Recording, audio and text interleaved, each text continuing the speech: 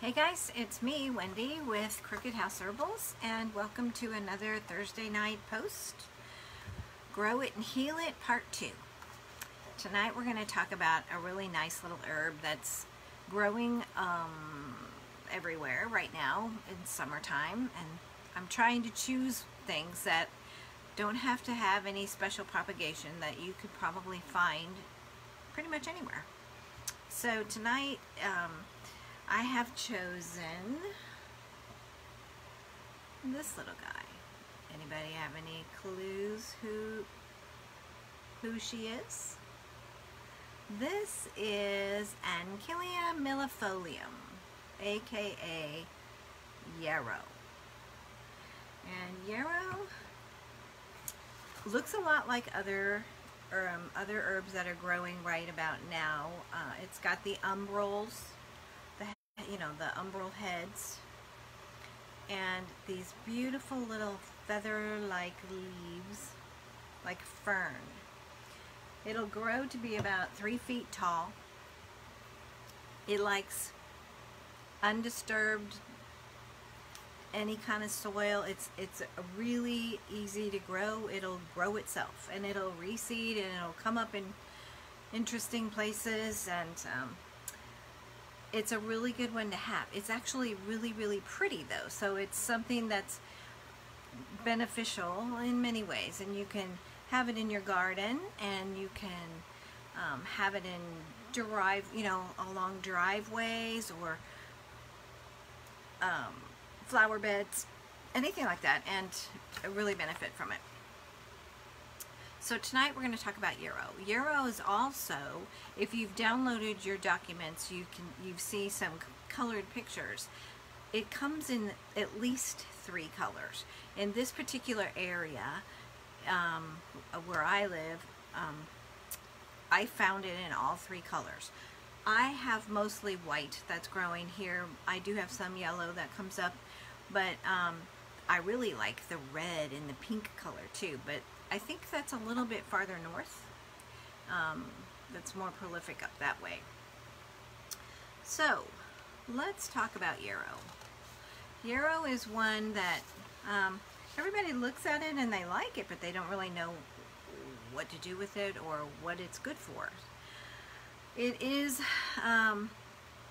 it's kind of native to the prairies and the meadows and like the edges of forests.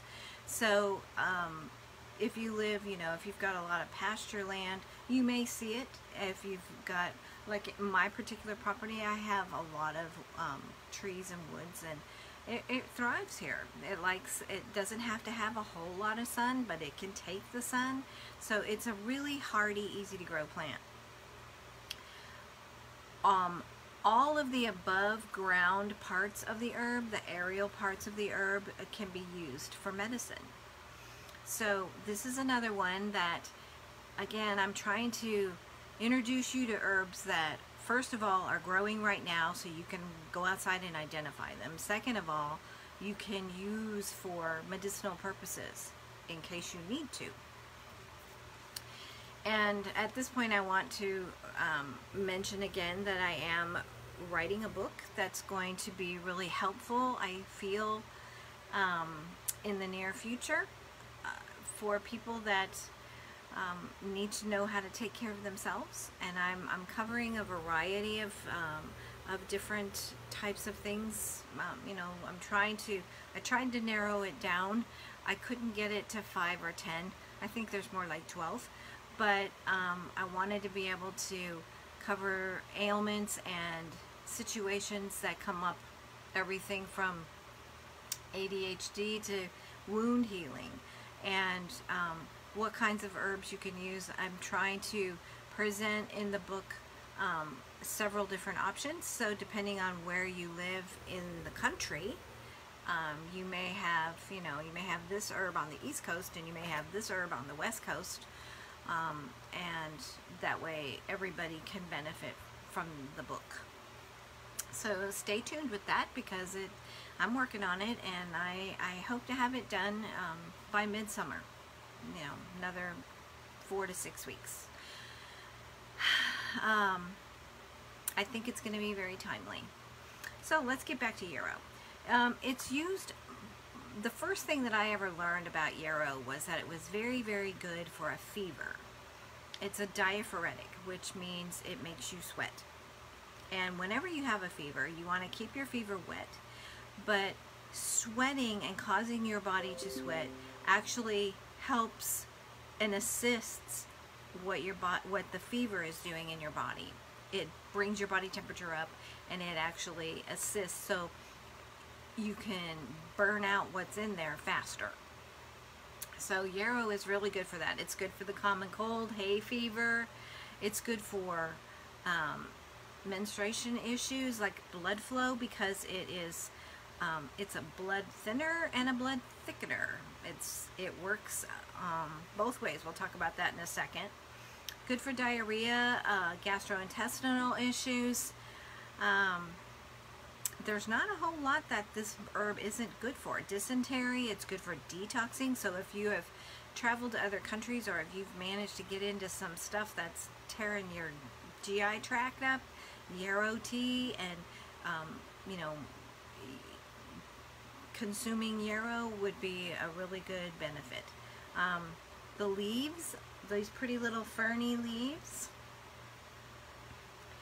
will relieve a toothache. So if you've got an achy tooth, just pull off a few leaves and chew on them, and it will numb them. It's like an analgesic. It'll stop wound healing. It'll help joint pain because it's anti-inflammatory, and it works very good for arthritis, rheumatism. It'll lower uric acid levels, so if you are someone that's struggling with gout, yarrow tea will help to bring that into check.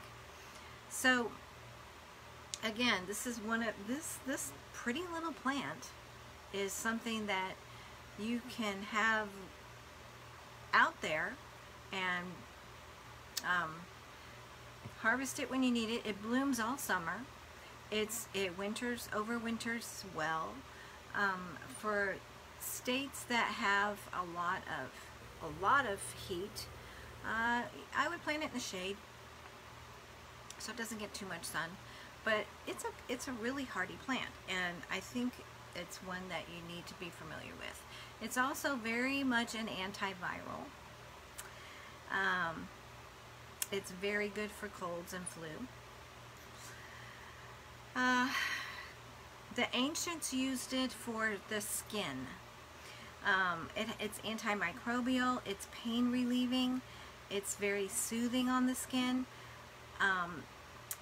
It will heal broken capillaries, so if you've got like little spider veins, or if you've got things that, you could create an oil, which we're going to talk about doing that tonight, and then create a salve or make a rubbing oil with it. It's good for sensitive skin. It's good for problematic skin that has, a hard time with other types of topicals. Anti-inflammatory, antiseptic, and it's astringent. It's an ideal remedy for scalp conditions, people that have trouble with their scalp. It's actually, I've read a few cases where it's actually promoted hair growth, and there have been some reports of it actually being used as a hair rinse and returning people's hair color back to their natural color. So, haven't tried that, but powerful. And I think if you download the documents and you look at the chemical constituents of yarrow, you might be able to understand a little bit more why that might work. It is high in saponins, and for those of you that have taken any of my classes at the college, you know what that is, and fatty acids. So it's perfect for making hair conditioners and that kind of stuff, because the saponins will actually give it a suds. It'll give it a texture, and you can use it as a shampoo or in a shampoo. It'll lower your blood pressure, and this is one of the herbs that actually can work in conjunction or hand in hand with blood pressure medications if you're not to the point where you're ready to get completely off meds, yarrow can work to actually increase the effects of medications that you're taking for your blood pressure. Again, if it was me, I would be doing that in baby steps, and I would be monitoring, documenting what I'm doing, and monitoring myself very closely. It is one of the primal remedies in Western herbal traditions. It's been called the master of the blood because it regulates the flow of blood from the surface in and out of the capillaries and the venules. So it thickens it and it thins it, and it thickens it and it thins it. And through this, it can cure all kinds of things, and it will heal wounds. It'll stop hemorrhaging. It'll create clots if you need them. So, those are some of the obvious benefits of yarrow. It's anti-rheumatic and astringent, antispasmodic, carminative, digestive, expectorant, hypotensive, anti-inflammatory. Who knew, right? It also helps your digestion when you tend to overeat, in that whole, oh my gosh, I ate too much feeling. Yarrow and goldenrod are both really good for that. Goldenrod is everywhere in the fall, and harvesting goldenrod and drying it and having that on hand as a tea is wonderful for your stomach. Really good for your stomach. Again, it will prevent uric acid levels from accumulating in your joints and your muscles. So gout sufferers, here's some relief. It eliminates, it's a good detoxing herb because it eliminates toxins through perspiration because it's diaphoretic. So it's going to cause you to sweat and eliminate the toxins that way. Very good herb for daily, tonic-y type stuff. Really good for detoxing, and especially if you are taking medications and that kind of stuff. Make some nice yarrow tea with distilled water, and you really can't go wrong with that one. So we have it internal and we have it external. Some of the reasons to grow yarrow are interesting. It is actually one of those herbs that really improves your soil. It has very deep roots, and it mines the soil for potassium, for calcium, for magnesium, and it will at phosphorus, copper, making it a very potentially nutrient-rich mulch. But also think, if the roots are pulling all of those things out of the soil, and that's what it's looking for, you can only imagine a cup of tea with this stuff is going to be really beneficial, because it's going to have all of those things as well. And if you're looking for natural sources of magnesium and calcium and potassium and those minerals, you've got it in this beauty right here. Let's see. So it's a good, it can be a good fertilizer as well. I just let my stuff grow, and wherever it comes up, I feel like that's where it's supposed to be. So I just let it grow. I mean, if it's in a traffic pattern, wherever it is. Right now I have a mullein, and it's so cute. It's about this big, and it's right in the middle of my walkway. It's just coming up right there. So it's like, okay, if anybody, is helping me do any yard work or anything, it's like, don't weed whack the mullein down, just go around it, and don't hit the wild lettuce, and leave the passion flower where it is. And so, as you can tell, I don't do a whole lot of yard work in that sense, because I just let my stuff grow. And it seems like, because yarrow has those roots that seeks out those minerals and things. It's going to come up in those areas of the soil that have those things. So that's good to know. It's kind of like ditch witching or something. With yarrow, just let it tell you where those nutrients are in your soil. Grow yarrow under your fruit trees to enhance the fruit production. You know, you can chop it up and use it as a mulcher on your fruit trees too, or just plant it under there, because it's going to enhance your fruit production of your fruit trees. Yarrow can mine copper from the subsoil, which is an important micronutrient for plant growth, especially if you have acidic soils. So again, you know, plant it where you need it and let it do its job. It's a really great little herb. Another thing that I like about it is it attracts certain pests and pollinators. Well, I don't want to say pests, insects and pollinators in the summer with its pretty flowers. But it also gives off a certain odor that repels the insects that like to eat stuff. So if you plant yarrow in and around some of your other things that, you know, usually get attacked by bugs, yarrow and rue are both really good for that. I have a lot of rue out here. I've grown it, and it's another one that just takes off. But it's an insect repellent, and if I plant it around like my tomatoes or different things like that, you know, normally you'll get some bugs on. Even if I find bugs on the rue, they won't last long. No worms like rue.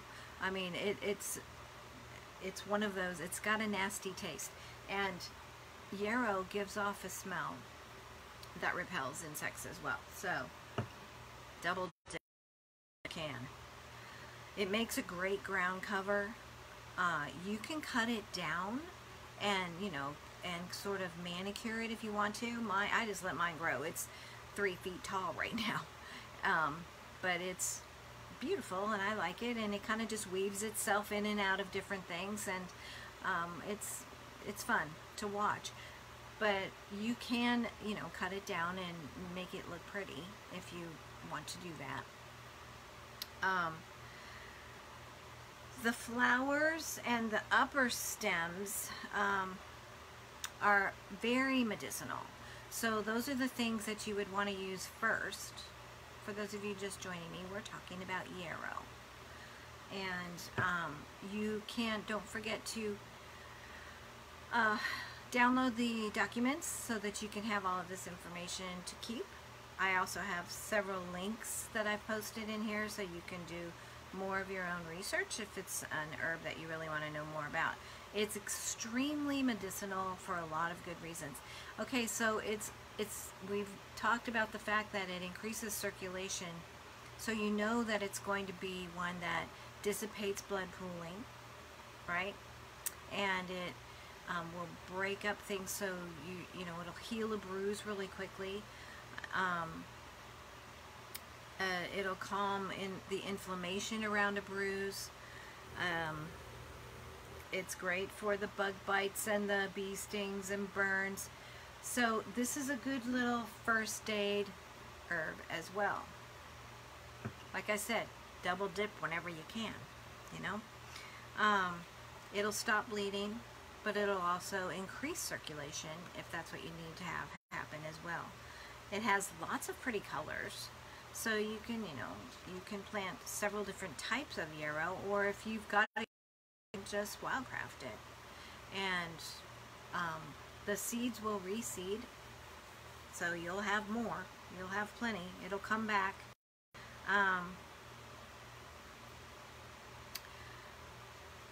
I like yarrow tea. I drink it. I would say, if you're pregnant, not to take it. Don't drink it internally, because it does have some effects on, you know, your menstruation and your female parts. So I would say stay away from yarrow if you're pregnant. Just be careful with that. It'll go through clay soil. I mean, it'll dig. I mean, if I've got rocks, you know, I have all kinds of stuff happening out here, and it's beautiful. It'll just weave its way on, and it's a tough little plant. So you will, you'll enjoy watching that come up, and it's so pretty. I mean, it makes great arrangements. You know, if you're a flower arranger and you like to bring fresh flowers in, yarrow, and it has a pretty good longevity that way too. It doesn't die real quick. So what I wanted to talk to you about as far as making an oil with it is I'm going to tell you how to make an infused oil. If you were to try to do essential oil of yarrow, you would need some kind of a steam distiller, or you could do like a hydrosol type effect with, you know, the pot and the ice and stuff like that on the stove. But an infused oil you can do a ton of stuff with, and I infuse olive oil with yarrow, and I use it in salves, I use it in rubbing oils, I use it just straight, and then I dry it and I use it as a tea. You could tincture it if you wanted to tincture it as well. But let's talk a little bit about making an oil, an infused oil. You're going to take about 3 or 4 ounces of dried yarrow leaves and flowers. 4 to 5 ounces if you're going to use fresh. Okay. Now, here's the deal. If you're going to use fresh, you don't want to use fresh for an oil. Why? Because even though it's not a real succulent plant, it's still going to have water in it. And if you use fresh, you run the risk of having water in your oil, and then you're going to have a rancid, you know, problem. It'll turn fast, and you might even have mold. So dry it and make sure it's good and dry before you make an oil. And you're gonna have you're gonna need some cold pressed organic for olive oil, and a couple of pint jars. Or you can use 1 quart jar. That's what I do. I like quarts of things, but I make a lot of stuff, so a pint jar would work too. And then you're going to take your dried herb, and you're going to fill your jar up about 1/2 to 2/3 with your dried herb, and, you know, break it up a little and make sure it's good and ready to absorb. And then fill your jar completely to the top with your cold pressed olive oil. And I like to put a piece of wax paper on the top and then put my lid on. I do that a lot with tinctures, because the alcohol in tinctures will make your lids turn. But I kind of like to do it with the oils too, just because it adds an extra seal. So if you put a little piece of wax paper and then you put your jar lid on there and tighten it down, shake it up real good, date it, and put what's in there, and then put it in your kitchen window or a nice warm place. And you're going to leave it there for about 3 weeks minimum. Shake it every day at least once. And when you're finished with that, after 4 weeks, you'll strain it through some cheesecloth or a muslin bag or whatever. Strain it real good, get all so that the herb is dry, and then put it into another bottle, ideally an amber bottle or something that's dark, the cobalt blue, or, you know, something like that. Label it again, and then store it in a dark place. And you've got it there to make salves, you've got it there to, you know, to use as a rubbing oil, and then whatever else you've dried you can have for your tea. So if you need an assist, if you find yourself with a fever or a child with a fever, you can make some tea and help that fever along. It also works really well in a bath if you are trying to lower, if you're dealing with the temperature as well. You can float some yarrow in the bath water and have it absorb through your skin. And it's got a million uses, and it's here. It's everywhere, and it's growing right now. It's beautiful and it's out there, and I think you'll find yarrow in just about every part of the country. So look for it. It's this pretty plant. It might be white, it might be yellow, it might be red or pink. And it's got an umbral head. It's got these beautiful little fern-like leaves. The stalks are stiff. They're not floppy. They don't have any purple on them. And very lightly scented. Doesn't have a real strong scent. So look for yarrow and put it to work for you, because it's there for you to use and enjoy. So, and get up your nose. That is what I want to talk to you about this week. I have some news. Next week is going to be my last broadcast. I'm not going to be doing any more for the summer. I am working on that book, and I'm trying to get it finished. And I am feeling like maybe, with July coming up, people might be a little busier with summer activities and things like that. I'm not going to postpone doing any more. I'm always available for you. crookedhouseherbals.com. You can call, you can email Wendy at crookedhouseherbals.com. You can email me, call me, text me, message me. I'm here for you. I'm just not going to be doing this after next week. Next week I want to do a little session on, it's going to be quick because I don't, I teach hours in the classroom on this, but I want to help you put together an herbal first aid kit that you could have handy, especially if you're thinking about going camping or hiking or even to the beach, or just to have around the house, especially if you have children and animals. I have had an interesting week with my animals. Plantain, I've done a lot with Plantain. My dog was injured. It's been an interesting week, but anyway, Plantain to the rescue. That stuff is awesome. And I'm going to put together a little session, so be sure to download those documents, because then you'll have them. Watch for my book. It's coming. And I also have a PayPal button on my website now, so if any of this information has been valuable, I mean, we've been like 12 or 13 weeks now. You can go back and you can access any of those videos, the Earth Suit Maintenance series, any of the things that we've talked about. They should still be on the Crooked House Herbals Facebook page. You should be able to access them, and that this has been valuable information for you.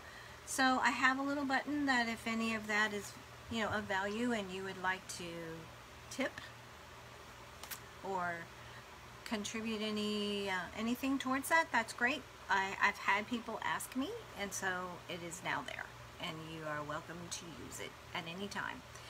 I do consultations for people that may have other physical things that you would like to talk to me about. I have a consultation fee, and it's very reasonable, but if you want to make appointments for that, please let me know. Send me an email, give me a call, we'll work out a time. I do have a process that I go through, but I'm hoping that I have encouraged you to get to know the plants growing around you and understand that they're there for you.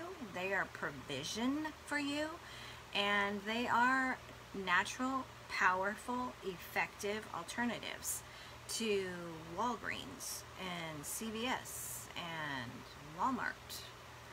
And in these times, it's a good time for you to possibly venture out and see what you can do to take care of yourself and your loved ones with nature's provision, because we have some beautiful, awesome offerings and alternatives out there.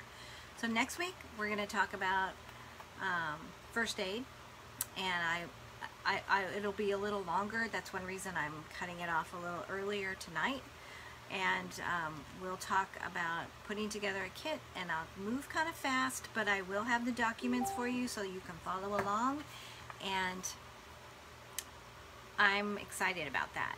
And then we'll pick back up the ball and we'll see what we need to do then. But watch for my book, and if you haven't subscribed to my newsletter, go to crookedhouseherbals.com and subscribe to that so you can keep up with current information. Also am most likely going to be raising some of my prices next month.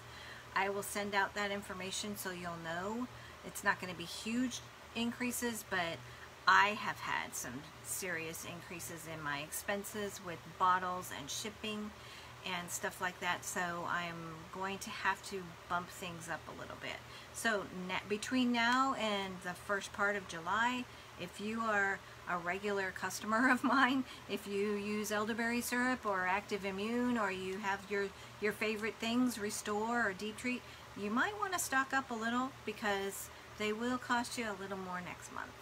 I hate to do that. I don't normally raise my prices, but I'm there. That's what's happening to me. So I love you, and I thank you for joining me and being a part of what I do and I love, and I hope that I am able to bless you. And I wish you a wonderful weekend.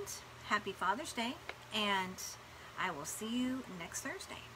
Blessings to everyone. Night, guys.